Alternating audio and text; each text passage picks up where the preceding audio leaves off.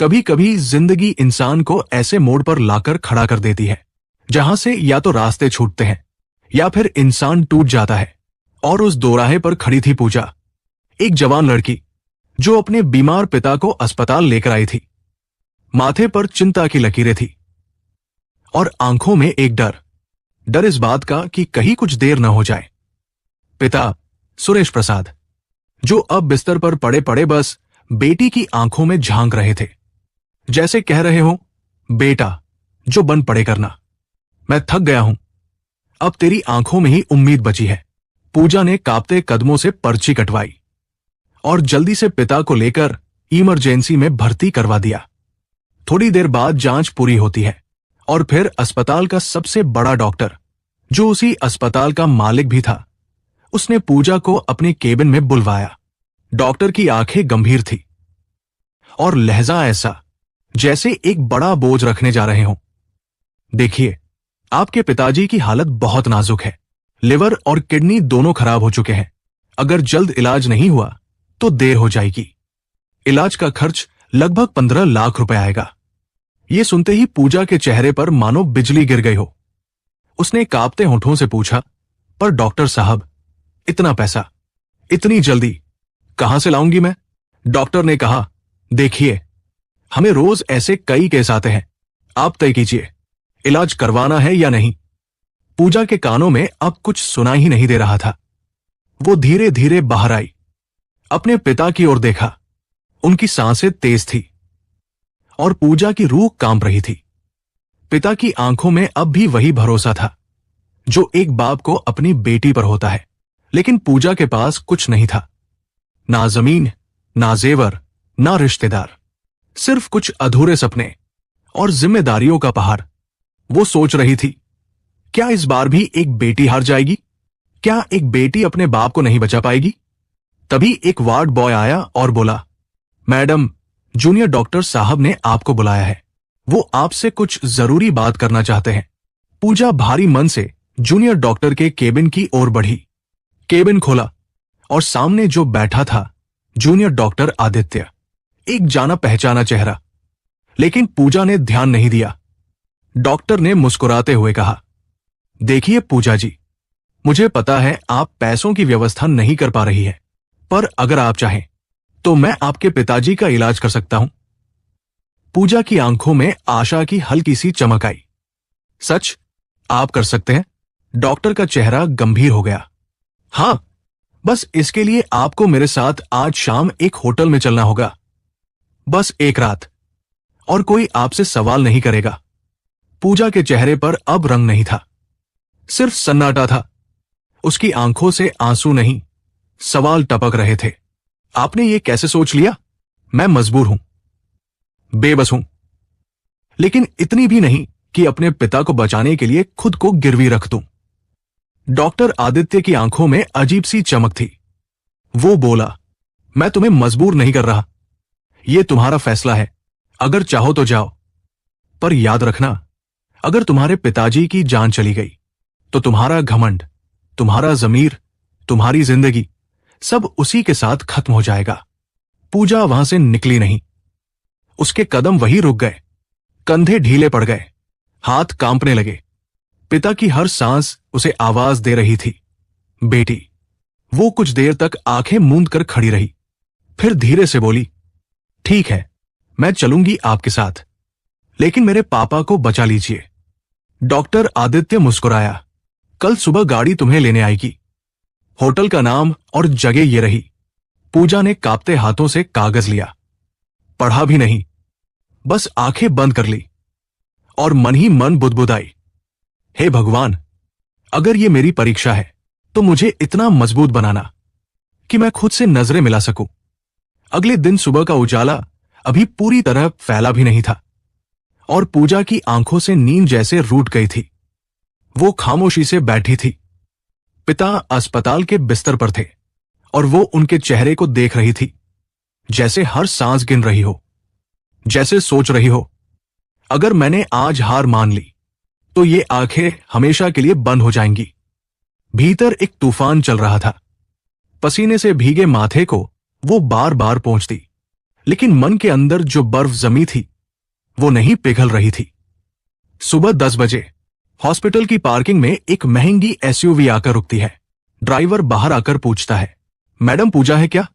पूजा कुछ नहीं कहती, बस एक नजर पिता पर डालती है, फिर अपने छोटे भाई बहन को हिदायत देती है, पापा का ध्यान रखना, मैं अभी आती हूं। ड्राइवर के साथ बैठते समय दिल जोर जोर से धड़क रहा था। गाड़ी की खिड़की से बाहर देखती पूजा को हर मोड़, हर पेड़, हर साइन बोर्ड एक सवाल की तरह लग रहा था। क्या तुम सही कर रही हो? कुछ ही देर में गाड़ी शहर के एक बड़े होटल के सामने जाकर रुकती है। होटल के गेट पर रेड कारपेट बिछा था, सामने रिसेप्शन पर चमकते चेहरे और भीतर की चकाचौंध बिल्कुल अलग दुनिया लग रही थी। ड्राइवर उसे ऊपर एक कमरे तक ले जाता है, कमरा नंबर 804, एक आलीशान कमरा जहां अंदर पहले से ही डॉक्टर आदित्य बैठा था। आदित्य ने पूजा को देखा और मुस्कुराकर कहा, मैं जानता हूं ये आसान नहीं था तुम्हारे लिए, लेकिन तुम आई, यही बहुत बड़ी बात है। पूजा ने कुछ नहीं कहा, बस एक कोना देखा और जाकर वहां बैठ गई।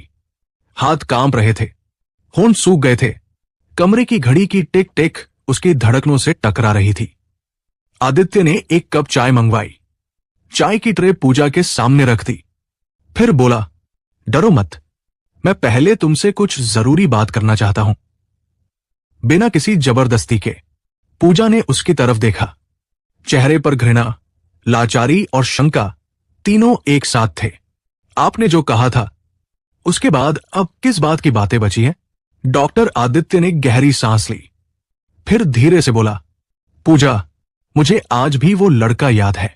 करीब 8 साल पहले की बात है। उसे सिर्फ इसलिए नीचा दिखाया गया था क्योंकि वो गरीब था। उसने बस इतना ही किया था कि एक अमीर लड़की से सच्चा प्यार कर बैठा था, और उस दिन उस लड़के ने मन में ठान लिया था कि एक दिन वो इतना कुछ हासिल करेगा कि लोग उसे देखकर अफसोस करेंगे और शायद शर्मिंदा भी होंगे। पूजा की आंखें अब हैरान थी। उसने धीरे से पूछा, तुम मुकेश? डॉक्टर आदित्य मुस्कुराया, हां, वही मुकेश जो पटना की गलियों में मजदूरी करता था, कोचिंग सेंटर के बाहर किताबें बेचता था और रात को होटल में जूठे बर्तन धोता था ताकि नीट की फीस भर सके। पूजा की आंखों से आंसू छलकने लगे। तो तुम बदला लेने आओ?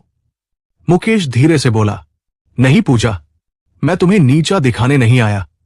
मैं सिर्फ ये जानना चाहता था, क्या वो लड़की जिसने कभी मुझे काबिल नहीं कहा था, वो अपने पिता को बचाने के लिए अपनी इज्जत दांव पर लगा सकती है? पूजा का चेहरा लाल हो गया। वो फूट फूट कर रो पड़ी। मैं मजबूर थी मुकेश, बहुत मजबूर। अगर मेरे पापा को कुछ हो जाता तो मैं शून्य जीते जी मर जाती। मुकेश उसके पास आया, एक चादर उसके कांपते कंधों पर रखी और बोला, मैं जानता हूं, और इसीलिए मैंने तुम्हारे साथ कुछ भी गलत नहीं किया। मैं बस तुम्हारी आंखों की सच्चाई देखना चाहता था और मैंने देख ली। अब मैं चाहता हूं कि हम दोनों की जिंदगी एक नई शुरुआत करें, बिना नफरत, बिना हिसाब, सिर्फ भरोसे पर। पूजा कुछ नहीं बोल सकी, बस चुपचाप उठी और कमरे से निकल गई। लेकिन उसके पीछे जो आंसू गिर रहे थे वो सिर्फ शर्म के नहीं, वो उन एहसासों के थे जो सालों बाद किसी ने छू दिए थे। उस दिन होटल से लौटने के बाद पूजा एकदम खामोश हो गई थी। न उसके चेहरे पर डर था, न शर्म, बस एक गहरी सोच, एक ऐसी चुप्पी जो उसके भीतर बहुत कुछ कह रही थी। उसकी आंखें अब भी भीगी थी, लेकिन उन आंसुओं में अब वो बेबसी नहीं थी जो कल थी। अब उनमें एक सुकून था, क्योंकि जिसने कभी उसे झुका हुआ देखा था आज उसी ने उसे टूटने से बचा लिया था। लगभग 10 दिन बाद हॉस्पिटल से उसके पिता को छुट्टी मिल गई। इलाज पूरा हो चुका था और शरीर अब थोड़ा थोड़ा साथ देने लगा था। पूजा ने अस्पताल का बिल देखा। सिर्फ एक पंक्ति में लिखा था, paid by doctor Aditya Mukesh. Puja ने बिल देखा, फिर अपने पापा को। पापा उसकी आंखों में झांके और बोले, बेटा, ये तो लाखों का खर्च है, कहां से आई इतनी बड़ी रकम? पूजा कुछ देर चुप रही, फिर मुस्कुरा दी, पापा, मेरे ऑफिस के मालिक ने मदद की। उन्होंने कहा, बेटी, पिता के इलाज में कोई कसर नहीं होनी चाहिए। पिता ने आंखें बंद कर ली। तेरे जैसे बच्चों के लिए ही तो भगवान ऐसे लोग भेजता है बेटा। तू भाग्यशाली है। पूजा ने एक बार फिर उन झूठी बातों को सच की तरह कहा, क्योंकि कभी कभी सच्चाई से ज्यादा जरूरी होता है किसी अपने का भरोसा बचा रहना। 3 दिन बीते। एक सुबह जब पूजा घर के आंगन में कपड़े सुखा रही थी, तभी गली के बाहर एक काली चमचमाती कार आकर रुकी। पूजा ने दरवाजे से झांका और जैसे ही कार का शीशा नीचे हुआ, दिल की धड़कन एक पल को थम गई। कार से उतरे वही डॉक्टर आदित्य, पर आज मुकेश की तरह, ना कि हॉस्पिटल के डॉक्टर की तरह। उसके पीछे हाथ में मिठाई का डिब्बा था, चेहरे पर मुस्कान, लेकिन आंखों में एक साफ इरादा। मुकेश ने बिना हिचकिचाहट सीधे घर के अंदर कदम रखा। पूजा हैरान रह गई। मुकेश, तुम यहां? मुकेश ने उसके सवाल को अनसुना किया और सीधा उसके पापा के पास पहुंचा। नमस्ते चाचा जी, मैं डॉक्टर आदित्य, पूजा के इलाज के समय से आपको जानता हूं। सुरेश प्रसाद जी ने उसे गौर से देखा। बेटा, तुम ही हो जिसने मेरी जान बचाई? जी, और अब मैं आपके सामने एक और फरियाद लेकर आया हूं। सभी की आंखें मुकेश पर टिक गई। उसने गहरी सांस ली और झुके हुए सिर से कहा, क्या आप अपनी बेटी की शादी मुझसे करने की इजाजत देंगे? यह सुनकर पूजा तो जैसे एकदम जड़ हो गई। पापा की आंखें भी फटी की फटी रह गई। बेटा, तू तो पढ़ा लिखा डॉक्टर, अमीर, और हम गरीब छोटे लोग। हमारी बेटी के पास न दहेज है न रुतबा। मुकेश ने झट से कहा, मुझे सिर्फ पूजा चाहिए चाचा जी, बाकी कुछ नहीं। और अगर आपने इजाजत दी तो मैं इसे दुनिया की सबसे खुशहाल लड़की बना दूंगा। पूजा अब भी अवाक थी। ये वही मुकेश था जिसे कभी उसने ठुकरा दिया था, जिसे जलील किया था, और आज वो उसे जिंदगी भर के लिए अपनाना चाहता था। सुरेश जी की आंखों में आंसू थे। उन्होंने पूजा की तरफ देखा और धीरे से कहा, बेटी, तू तैयार है? पूजा कुछ पल चुप रही। फिर उसने मुकेश की तरफ देखा। उसके चेहरे पर अब कोई अहंकार नहीं था, सिर्फ एक इंसान था जिसने वक्त बदलने के बाद भी अपनी इंसानियत नहीं बदली थी। पूजा ने अपनी आंखों से हामी भर दी और शायद पहली बार उसके चेहरे पर मुस्कुराहट आई थी। उस दिन से घर में चूल्हा सिर्फ रोटियों के लिए नहीं, सपनों के पकने के लिए भी जलने लगा। कुछ ही हफ्तों में सब कुछ बदल गया था।